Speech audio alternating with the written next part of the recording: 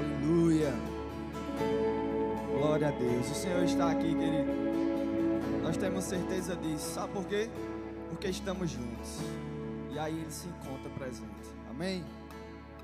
Vamos sentar um pouco. Glória a Deus.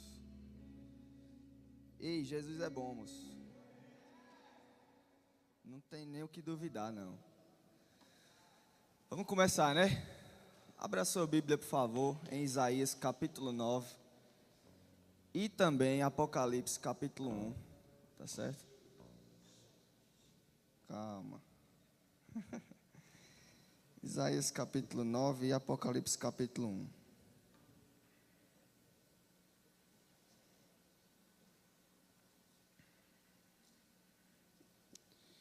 Eu estava esses dias, não tinha nada a ver com a ministração não, sabe? Estava trabalhando e o Senhor me pegou e eu passei um bom tempo sem pensar em outra coisa.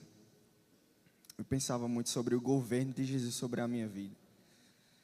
E aí quando a oportunidade nos foi dada, veio esse tema no meu coração. Eu acredito que a nossa geração passa por uma crise de submissão. E eu queria falar um pouquinho sobre isso essa noite, tá certo? Isaías capítulo 9, no versículo 6. Diz: porque um menino nos nasceu, um filho se nos deu, e o principado, o governo está sobre os seus ombros, e o seu nome será Maravilhoso Conselheiro, Deus Forte, Pai da Eternidade e Príncipe da Paz. Fala sobre um menino. E na figura de menino, temos um governador. Agora abre em Apocalipse. Está lá, né? Apocalipse capítulo 1. Diz assim, no versículo... Deixa eu ver aqui.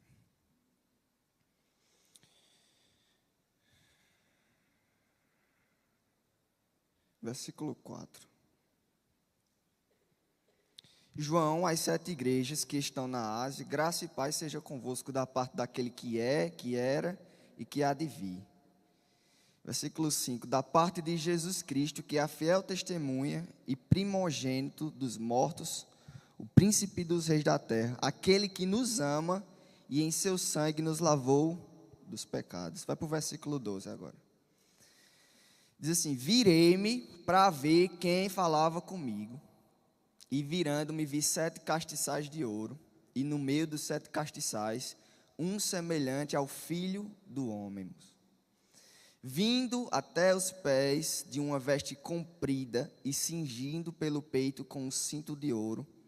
A sua cabeça e cabelos eram brancos como a lã branca, como a neve, e os olhos como chama de fogo. E os seus pés, semelhante a latão reluzente, como se tivesse refinado numa fornalha.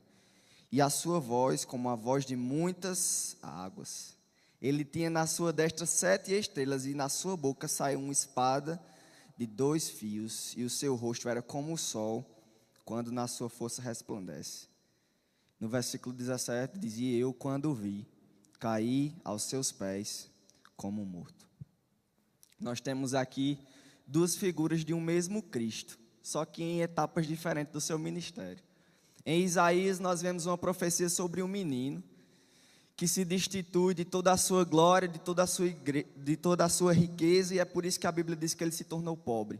É porque comparado a tudo que ele era na terra, em figura humana, era incomparável o nível. Mas em Patmos, quando João olha para esse homem, um homem que anteriormente foi crucificado, humilhado, cuspido, e para não dar ruim para quem o perseguia, Jesus tinha que se segurar muito, porque o pessoal, quando vem prender ele, Jesus diz: se eu quisesse, eu chamava agora uma legião de anjos, mas como eu não quero, eu vou deixar quieto para vocês, não vai dar nada para vocês.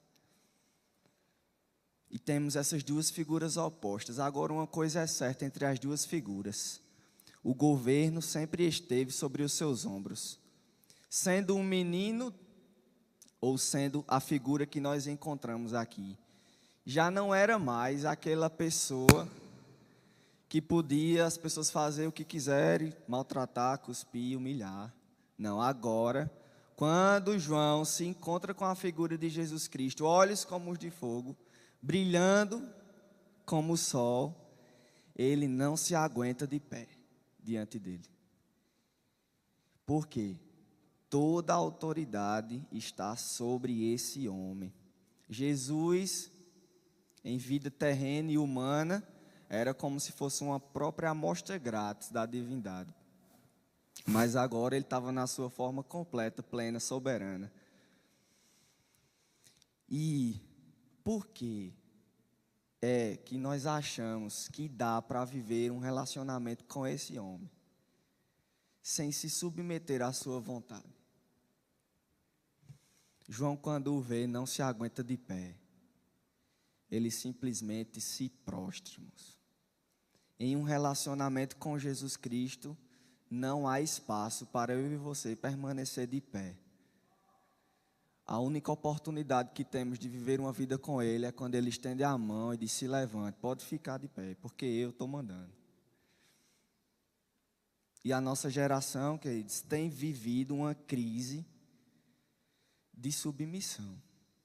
É muito fácil aceitar o Cristo como nosso Salvador, mas se não aceitamos como o Senhor em primazia sobre as nossas vidas, alguma coisa vai dar muito errado. Nós estamos vivendo talvez muito bem na manifestação dos dons e no mover do Espírito, mas se não nos submetemos à palavra, o comando que vem da boca de Jesus, que é como uma espada afiada, vai chegar uma hora que você vai achar que faz porque você é bom, e não porque tem alguém soberano mandando nas coisas. E aí essa geração que troca mais de emprego, porque não aguenta levar um grito que seja de um patrão, de um senhor. Essa é a geração que tem mais dificuldade de se submeter às lideranças na igreja ou à unção pastoral. E tem tentado agora viver de acordo com os seus próprios pensamentos e intentos. Mas eu estou aqui nessa noite para te alertar e dizer que ou você se prostra, ou as coisas vão dar errado. Não dá para progredir espiritualmente sem o governo. Ei, moço, você não manda no Senhor, você não manda em Jesus, você não manda no Espírito Santo, tu não manda nem num anjo, tu não manda. Porque nós agora vivemos uma relação com a Trindade que parece que é Deus em meu favor, simplesmente porque eu que mando, mas é o contrário. O Espírito Santo não habita dentro de você para praticar atividades que você deseja que ele pratique. É o contrário. É você que pratica as atividades que ele comanda. Nós vivemos sobre um comando, uma hierarquia de autoridade. E isso é importante demais, irmãos, para colocar o nosso emocional, os nossos sentimentos no lugar certo. Esse negócio dos anjos estão por aí para fazer o que tu quer. Deixa eu te dizer um negócio. Tu ora ao Pai sempre. Tua oração é sempre ao Pai. E de lá o Pai dá o comando. Aí se tua oração for aprovada ou não, é que os anjos vão fazer qualquer coisa ao teu respeito. Porque o Salmo diz que é Ele que dará ordem aos seus anjos para te guardarem em todos os teus caminhos. Entende? O céu governa sobre a terra. E a oração que Jesus fez é óbvia e clara quando nos ensina sobre isso. Pai, seja feita a tua vontade, assim na terra como ela já é feita no céu. Então qual é a minha missão? Dentro do ID, dentro da grande comissão que o Senhor nos ordena, é trazer o céu para a terra. E não dá para trazer o céu para a terra sem que minha mente, meus pensamentos estejam alinhados com os pensamentos de Deus. A Bíblia diz em João, no Evangelho, peça tudo o que você quiser para que a sua alegria seja completa. Mas o mesmo João, em 1 João capítulo 5, ele vai dizer: ei, moço, mais calma. Peça e o Senhor vai te dar, mas desde que o teu desejo esteja alinhado com a vontade do Pai. eu vou chegar diante do Senhor e eu vou perguntar para Ele: Senhor, como você me trouxe aqui, não pelos sims que você deu à minha oração, mas me mostra a quantidade de não que você me deu, para que eu chegasse até aqui. Porque os pensamentos e os planos de Deus, eles são sempre maiores do que os meus. Não dá para viver um relacionamento com Deus disputando o lugar do comando, não. E quando Jesus, ele não governa sobre a nossa vida, nós damos lugar a outra coisa, que se chama idolatria. Seja lá pelo que for. A idolatria pode se manifestar de várias formas. Aquela forma arcaica, né, caiu em desuso. A questão dos ídolos. A gente não adora mais Zeus, não adora mais Ártemis, nem não sei quem. Caiu em desuso. Mas sabe de uma coisa? Se a beleza, por exemplo, ela possui o teu coração em um nível que o que você mais deseja é ser mais bela e ter mais curtida, ou mais... Talvez você não conheça, mas Ártemis ainda mora no teu coração. Se o dinheiro ainda é a fonte da tua esperança, Mamon ainda está sentado no teu coração. Quando os dois se sentam no teu coração, o próprio diabo se encarrega de fazer uma cerimônia. Casa os dois e nasce um bichinho chamado soberbinho. E ele cresce, viu, esse bichinho? Se alimenta da tua vida. O problema dos ídolos é que eles não se satisfazem simplesmente em ter o senhorio da tua vida, não. Eles também querem adquirir a posição salvadora. Eles querem tu por completo. E aí é que entra a nossa disputa. A quem vamos dar o lugar no nosso coração? O que eu acho bom de Cristo, e eu concordo com Ele, é que Ele não divide de jeito nenhum o lugar que é só dele no teu coração. Ou tu é dele, ou tu não é. Não tem negócio de 90%. Jesus só senta para comandar se você deixar. É por isso que Apocalipse 3 diz que ele está à porta e bate. Se tu abrir, ele entra. Mas ele não vai aceitar nenhum tipo de relacionamento que ele é lateralizado, não. Ele quer comandar e pronto. Eu pensava que Deus era egoísta demais. Pelas coisas que ele falava, principalmente no Antigo Testamento, Deus sempre foi muito enfático em relação à adoração a outros ídolos. Ele não se dava bem com idolatria. Eu pensava, meu Deus, ele é muito carente. Tem necessidade de afirmação, né? Precisa que as pessoas o adorem. Mas na verdade, queridos, é quando nós nos dispomos a adorar a Deus e abandonar qualquer outro ídolo. Esse é o maior ato de misericórdia que Deus pode fazer por nós. É colocar a nossa vida no único lugar onde nós podemos obter a vida eterna e salvação, que é nele. Fora dele não há expectativa, não há chance. Então é melhor que você se livre dos teus ídolos. Por mais belos, por mais bonitos que eles sejam. Por mais que tenham aparência de piedade. Qual foi a crise de Abraão? Abraão, muito bom em ouvir o Senhor e obedecer. Começou muito bem. Sai da tua terra, da tua parentela. Vamos lá, vamos embora. Pega a mulher, os meninos, os primos que quiser ir, vamos embora. Chega um certo momento que Deus promete agora uma nação eterna, uma herança eterna. Virá de ti. E ele diz, beleza Deus, vamos embora. Não duvida, passa muito tempo até que se concretiza. E aí chega o problema. Isaac. Isaac era um problema para Abraão, sim ou não? Na sua essência não, era a resposta de Deus para ele. Era o ministério de Abraão se concretizando. Mas o que é que deu errado? Primeiro, Abraão tinha uma enorme facilidade de ouvir o Senhor e obedecer. E aí, agora, quando Isaac nasce, aquela bolinha, aquela coisa amada, um filho que ele não pensava em ter nunca, Abraão agora começou a trocar a voz do Senhor, a confiança que ele tinha em Deus por Isaac. Será que é Deus ou é Isaac que vai fazer com que as promessas do Senhor se cumpram na minha vida? E nesse processo de substituição do ídolo no coração, o Senhor intercepta Abraão e diz: agora é o seguinte, Abraão, tu está vindo bem, mas agora tu escolhe, ou tu confia em mim, que é por causa de mim, por causa da minha palavra, que você vai ser de pai de nações, ou tu confia em Isaac. E aí o sacrifício é pedido. Para a gente talvez esse sacrifício seja muito macabro, né? Pedir o filho. Mas para Deus e para Abraão e para todo mundo que estava observando aquela situação, aquilo fazia o maior sentido do mundo.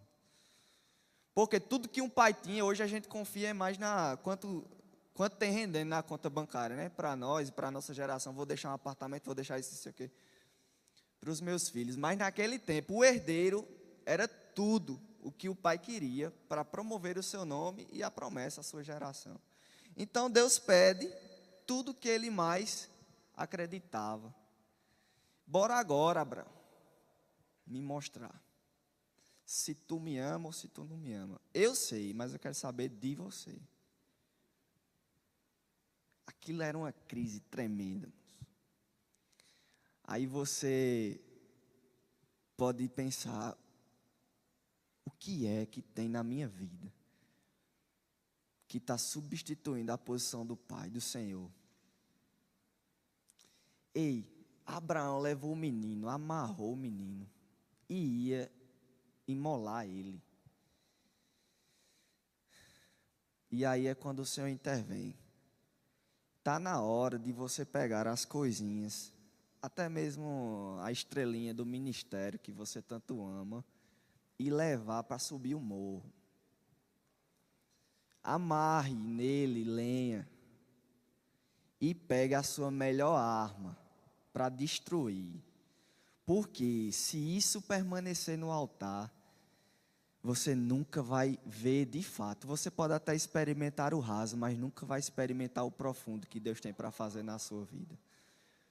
E aí, querido, no momento que você pegar a faca para realizar o sacrifício, Deus vai dizer pare. E Ele vai dizer pare, sabe por quê? Porque no altar o lugar não é de Isaac. No altar o lugar é do cordeiro. E aí Ele tira o que está no altar, que estava proposto a ser sacrificado, e coloca o cordeiro no lugar. Deus não estava fazendo uma quebra de braço com a humanidade não, ali. Às vezes a gente pensa que Deus só foi capaz ou possibilitado de enviar o seu filho porque Abraão fez o mesmo, mas não. Isso é depender agora do humano, de um ser limitado para o propósito eterno de Deus. E os planos e os propósitos de Deus eternos, eles nunca serão frustrados. Não é uma quebra de braço ali não. Deus estava realmente, de fato, controlando a história para se cumprir tudo aquilo que Ele queria, porque Ele está governando. Você pensa que o diabo e os demônios, quando Jesus vem à terra, eles estavam tentando frustrar, os planos de Jesus? Era idiotice demais. Eles viram aquele menino ali na eternidade, reinando, governando. Aí ele estava tentando frustrar os planos de Deus ali, Estava não, moço. O que ele estava tentando pelo menos fazer era adiar alguma coisa, modificar alguma coisa. Porque o diabo chega para Jesus e diz: vamos fazer o seguinte, eu sei que tu governa. O céu e o inferno olha para Jesus e vê o governo nos ombros do menino. E o diabo diz: eu sei que tu governa. Agora vamos fazer o seguinte, não vamos governar para Deus não, vamos governar para mim. Eu te dou aí tudo.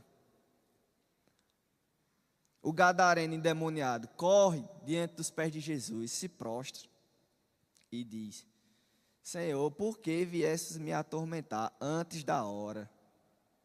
Ele sabia que a hora era certa, mas ele só queria adiar alguma coisa. Os céus e o inferno já reconhecem o governo de Jesus Cristo. E por que eu não vou reconhecer esse governo sobre a minha vida? Se até em uma relação de objeto santo e profano, um objeto se dobra a outro, como aconteceu quando tomaram a Arca da Aliança, os filisteus tomaram do povo de Israel e levaram lá. E aí ficou uma disputa entre um objeto profano e um objeto sagrado. Uma estátua, sei lá de quem era, e a Arca da Aliança. Aí quando eles vieram no outro dia, o objeto prostrado diante da arca. Aí levantaram o objeto. Quando vieram no outro dia, estava a cabeça torada, os braços torados, os membros torados da estátua e a Arca da Aliança intacta. Se em uma relação de objetos, o que é profano tem que se prostrar. Porque nós que temos uma relação de carne e de sangue com o Senhor, não vamos nos prostrar diante dele. Se nós que nos relacionamos em pão e em vinho, não vamos nos inclinar diante dessa autoridade. Deixa eu fazer uma experiênciazinha contigo. Primeiro Lucas 17. Queria te mostrar uma coisa.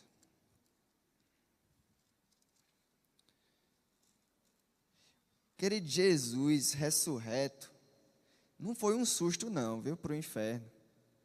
Os demônios não ficaram nervosos não, quando ele ressuscitou. O problema agora era que os homens agora sabiam do poder do menino. Está entendendo? Porque tudo já estava certo. E o problema era agora que eu e você tínhamos a possibilidade de ver esse governador sobre nós. Vamos lá, Lucas 17. Lucas não, Mateus. Tenho certeza que está errado, Lucas. Mateus 17. Vê, isso aqui é interessante demais. 17, versículo 1 diz: 6 dias depois, Jesus tomou consigo a Pedro, a Tiago e João, seu irmão, e os conduziu em particular a um alto monte. E transfigurou-se diante deles, e o seu rosto resplandeceu como um sol, e as suas vestes se tornaram brancas como a luz. O que parece isso? Apocalipse capítulo 1, não é verdade? Jesus mostrando para os 3 meninos que estavam com ele ali, um relance da sua glória. Aí o que acontece? Eis que lhe apareceram Moisés e Elias falando com ele, e Pedro tomando a palavra disse: Senhor, é bom estarmos aqui, vamos fazer 3 casas, 3 tabernáculos, um para tu, um para Moisés e um para Elias. E ele ainda falando, eis que uma nuvem luminosa os cobriu, e da nuvem saiu uma voz que dizia: Este é o meu filho amado, em quem me comprazo, escutai-o. E os discípulos, ouvindo isso, caíram sobre o seu rosto e tiveram grande medo. E Jesus, aproximando, tocou-lhe e disse: Levantai-vos. A mesma cena, João já tinha vivido a ilha de Patmos bem antes, viu? A mesma experiência. Jesus que os conduz de volta. E eu fico interessadíssimo porque o fato de Moisés e Elias estavam nesse lugar. E Deus diz: esse é o meu filho amado. Sabe o que estava acontecendo ali? Deus pega Moisés, os vultozinhos da antiga aliança, né? Os meninos, Moisés e Elias, diga: vem aqui vocês dois, vou lhe mostrar uma pessoa. E diz: está apresentado aqui o filho. Esse é o meu filho amado. A diferença que tem na mesma voz que vem do céu, do batismo de Jesus para aqui, é só uma. No batismo, Deus diz: esse é o meu filho amado, em quem me comprazo. Aqui, Deus acrescenta: escutai-o. Porque Jesus já havia cumprido cabalmente aquilo para o qual havia sido chamado. Só faltava a concretização.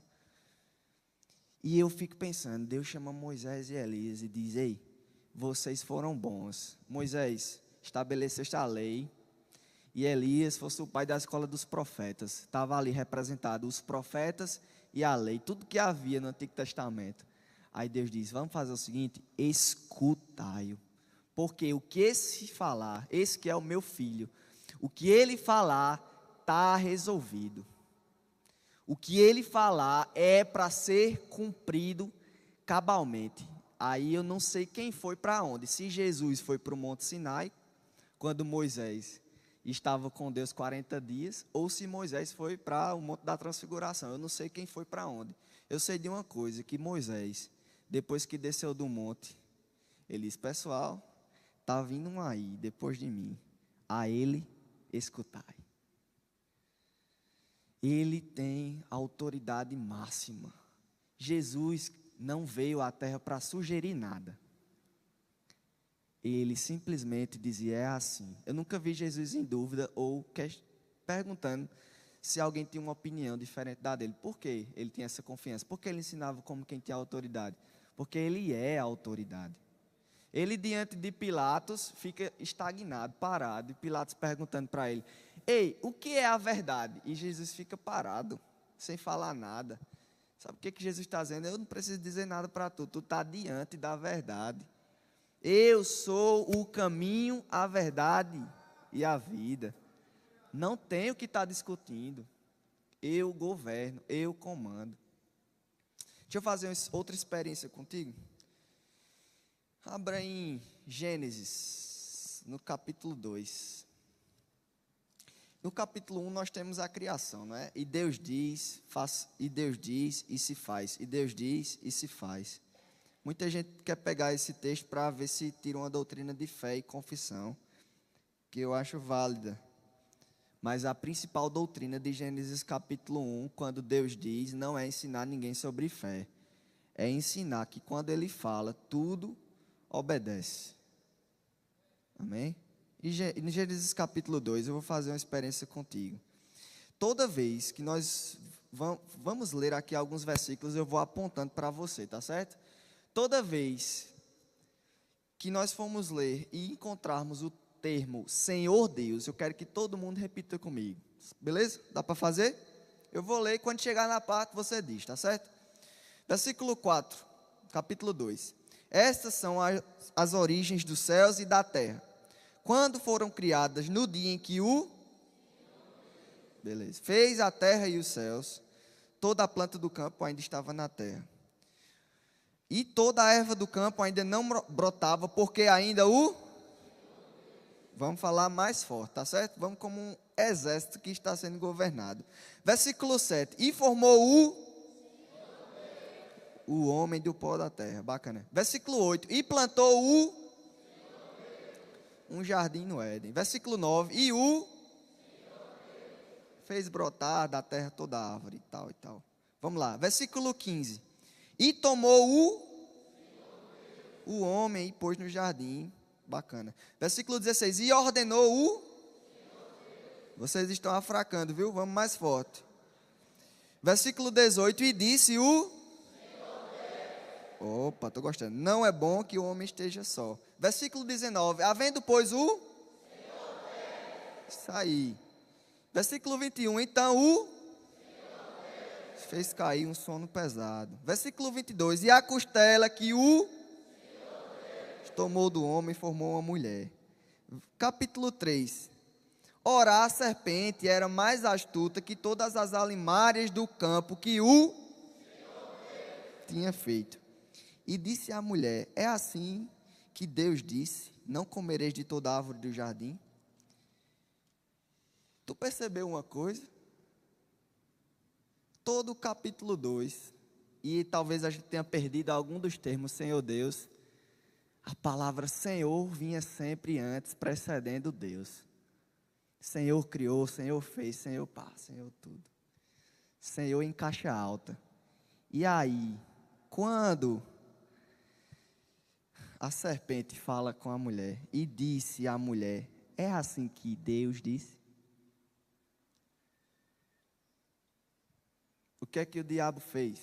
O que é que a serpente, o dragão, a antiga serpente, Satanás, o diabo, fez aqui? Tudo que era sobre a sua estratégia era retirar o senhorio de Deus sobre os homens. E foi exatamente isso que aconteceu. Sabe por quê? Todo dia de tarde, Deus vinha conversar com o homem no jardim. E tudo que o homem precisava era confiar naquilo que Deus falava a seu respeito. Tu não vai comer dessa árvore, porque essa árvore vai te matar. Tudo que o homem precisava fazer era continuar confiando naquilo que Deus dizia. Era preciso experimentar, era? Para ver que ia dar errado? Não. A mesma estratégia que o diabo usou no jardim, continua usando até hoje. Tudo que o diabo quer fazer, querido, para arruinar a tua vida é tirar o governo e o senhorio de Deus sobre a tua vida. Nós só precisamos de uma coisa. para continuar tranquilos, a aceitar que tem uma voz que nos governa. E Jesus diz: nem só de pão vive o homem, mas de toda a palavra que sai da boca de Deus, porque é nessa palavra que há um comando. Deixa eu fazer uma oração por você essa noite, antes da gente acabar. Senhor, que na nossa geração, Senhor, o seu governo seja restaurado, Pai. Eu não sei o que tem tentado dominar e travar o nosso coração, Pai. Mas que a sua autoridade retorne. Que a sua palavra, Senhor, seja tudo aquilo que nós precisamos. Nós carecemos de ouvir você, nós carecemos de ouvir a sua voz. Jesus, a minha vida, você governa, Senhor. A minha vida você governa, Senhor. O trono do meu coração é seu. E eu creio em uma geração se levantando mais forte, sabendo que tem um dono. Confiamos em você, que é o nosso dono, Senhor. Acreditamos que a sua palavra é que nos traz vida, que nos traz paz. Amamos ouvir a sua voz. Você é a voz que nos guia pelo caminho. Espírito Santo, governe sobre nós. E nos livre de estar amarrado à idolatria. Estar amarrado à idolatria é como estar amarrado a uma grande pedra que está prestes a ser lançada no mar. Nós não queremos estar amarrados. Te amamos, Deus. Não porque nos salvaste, mas porque tu comandas sobre nós. Te amamos, Senhor. Amém. Glória, fique em paz, viu? Vai dar tudo certo.